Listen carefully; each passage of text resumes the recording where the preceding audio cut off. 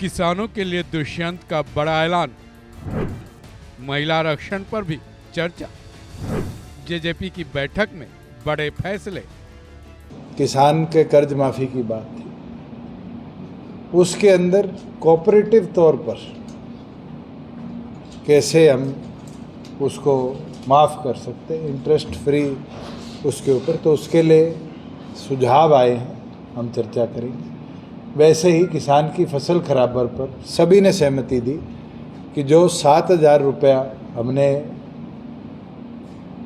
Government में रहते हुए 15,000 रुपया प्रति एक एकड़ तक ले जाने का काम किया, अब उसको 25,000 रुपया प्रति एकड़ पर पार्टी वादे के साथ जनता में उतरे कि किसी के भी क्रॉप लॉस होता है तो उस फसल खराबे का 25,000 रुपया प्रति एक एकड़ मुआवजा दिया जाए। उसी प्रकार से जो प्रधानमंत्री फसल बीमा योजना है, उसके अंदर किसान प्रीमियम की मार में फंसता रहता है। कई बार वो प्रीमियम देता है, बैंक रिजेक्ट कर देते हैं, कई बार प्रीमियम भरने के बाद कंपनी विड्रॉ कर जाती है।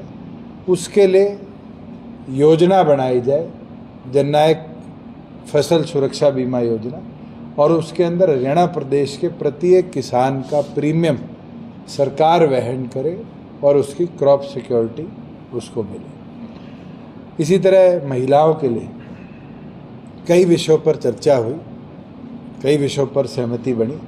जैसे हमने राशन डिपो के अंदर 33% महिलाओं को आरक्षण दिया है, उसी प्रकार से महिलाओं के साथ साथ महिलाओं को कोऑपरेटिव सेक्टर जैसे वीटा के बूथ हो, हरित स्टोर हो, जितने भी हमारे कोऑपरेटिव डिपार्टमेंट्स के विंग्स हैं, उनके अंदर 33% हिस्सेदारी सुनिश्चित करी जाए। और साथ में एजुकेशन के अंदर टीचिंग जो सेक्टर है, उसमें कैसे महिलाओं की प्रेजेंस बढ़े, उसके लिए सरकारी स्कूलों में, सरकारी कॉलेजों में और सरकारी यूनिवर्सिटियों में टीचिंग जॉब में 50% वुमेन रिजर्वेशन अश्योर करने का काम हम अपने वादे में करेंगे। तो ऐसे कई बिंदु हैं।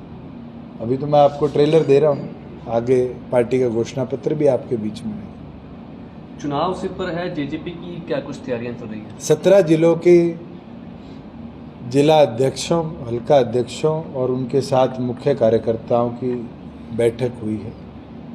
पीएसी के अंदर वो 17 जिलों के नाम आज हमने एक एक कर शेयर कर दिए।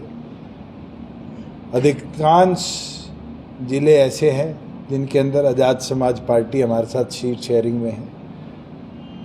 कल कौन सी सीट उनको देनी है, उस पर उनसे भी विस्तार में चर्चा है, और विस्तार में चर्चा करके जहां हमारे कैंडिडेट फाइनल हो चुके हैं वो हम साथ के साथ घोषित करने का काम करेंगे जॉइंटली। बचे, क्योंकि 5 जिले हमारे बचे हैं जिनके मुख्य साथियों से भी चर्चा होनी है, तो कल उसका भी समय रखा हुआ है। जैसे ही चर्चा हो जाती है, 22 जिलों की एक लिस्ट दोनों पार्टियों की संयुक्त तौर पर हम रिलीज़ करने का कल शाम तक काम करेंगे। बीजेपी का आरोप है कि जेजेपी के लगभग सभी विधायक पार्टी छोड़ गए हैं, जेजेपी अब खत्म हो गई है। आरोप क्या है? बीजेपी तो आज दिखती है किस हालात में है।